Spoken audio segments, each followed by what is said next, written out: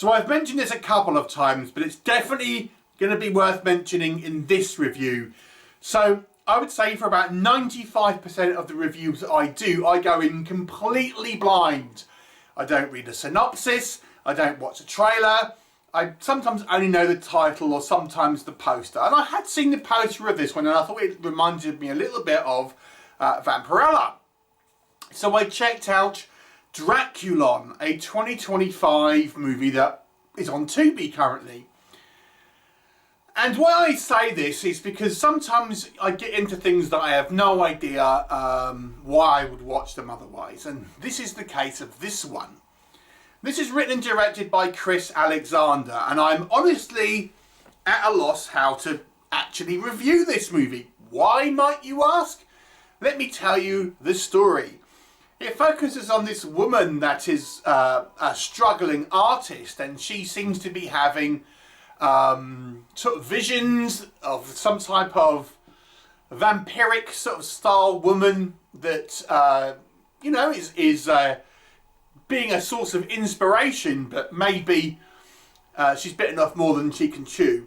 That's the premise. So what sounds so weird about that, you might say? Okay, so this is a experimental art house film, and how to describe it is it's kind of like if Andy Warhol was doing cocaine with Bram Stoker. This is what they would come up with, and that's maybe giving it, making it sound more interesting than it is.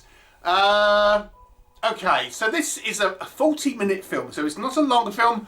Arguably, you could say it's actually a short. A long short, but a short nonetheless. And there is not one word of dialogue. It is kind of described as a conceptual music video. Art house, experimental film. That's how it's described after I had watched this. And it's effectively like, the best way to describe it, it's a screensaver. This movie is like a screensaver with various kind of like images of goth women kind of looking longingly in the middle distance and things like this, and it's kind of it really. That's it. That's the film.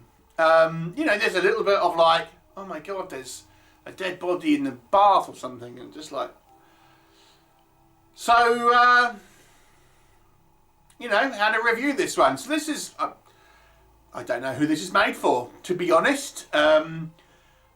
B-movie, art house, avant-garde film fans, I guess. Are there any? I mean, I guess Chris Alexander's one. How many more are there? Okay. Let's be serious. What can we say that works in this movie? Now, you can't really just sit and watch this as a film, as like you would do a regular film. But, you know, it's not unpleasant to kind of have on in the background while you're kind of doing something.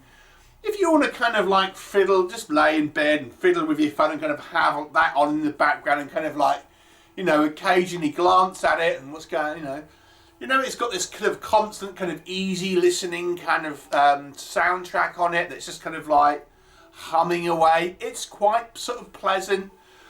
The film is sort of soft focused. It's just kind of basically like just this kind of like long shots of this woman, sort of goth looking woman, kind of looking, like I say, like in middle distance a lot of the time. Then it will flip to like something else. So, you know, you can kind of glance at it and it's nothing. I mean, you get a few boobies in it. You know, it's like, that's what the movie is. I mean, I guess there's a sort of like, you know, it's like this, as I say, this woman getting inspiration and having these kind of visions and stuff. So I suppose there's the most minimal of story there, but you kind of have to be looking at it and paying attention, I guess. I mean, if you were to condense the actual plot elements in this movie, it would be about a 3-minute short, you know. So, but I guess, you know, it's fine just to have on, you know, in the back. It is genuinely something you could just like have on and have this kind of avant-garde sort of like B-movie in the background with you know, a variety of different women coming in and out of frame and things like that. That's it. But that's what it's, I mean, that's all it is. What can I say that works? I mean, there's nothing really to this movie. It is literally like a screensaver. I mean, look, maybe I'm not the target audience for it. In fact, I guarantee I'm probably not the target audience for it. But obviously with kind of this kind of low budget sort of aesthetic with the kind of the vampirilla looking kind of woman on it, and it's called DRAKULON. I mean, I don't know who they're trying to necessarily attract here, to be honest. I mean, it doesn't even feel like it's particularly sort of well filmed, really. I mean, it just feels like it's a bunch of people filming this in someone's apartment, putting some music to it over one evening and kind of saying it's art.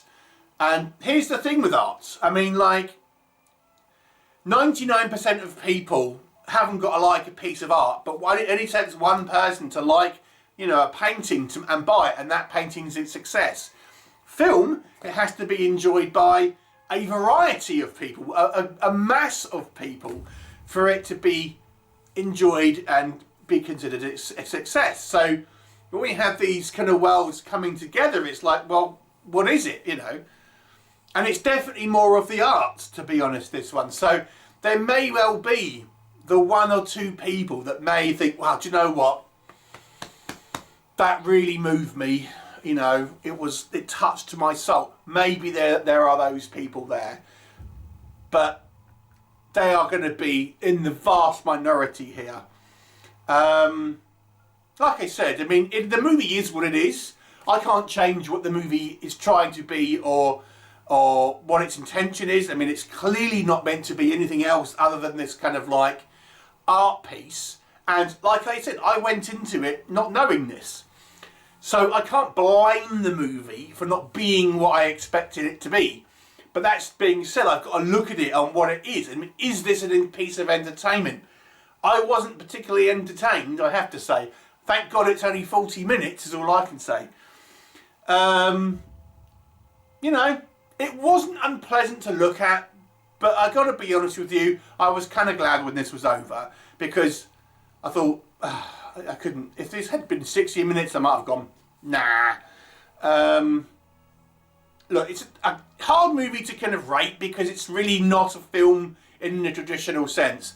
A 3 out of 10, but there's going to be one or two people that think this is fantastic. But I've got to look at the mass appeal here to a large degree, at least for my audience. 3 out of 10. Have you seen it? It is on Tubi. Please do let me know if you have seen it. Bye for now. Become immortal. Subscribe to the Geek Legion of Doom.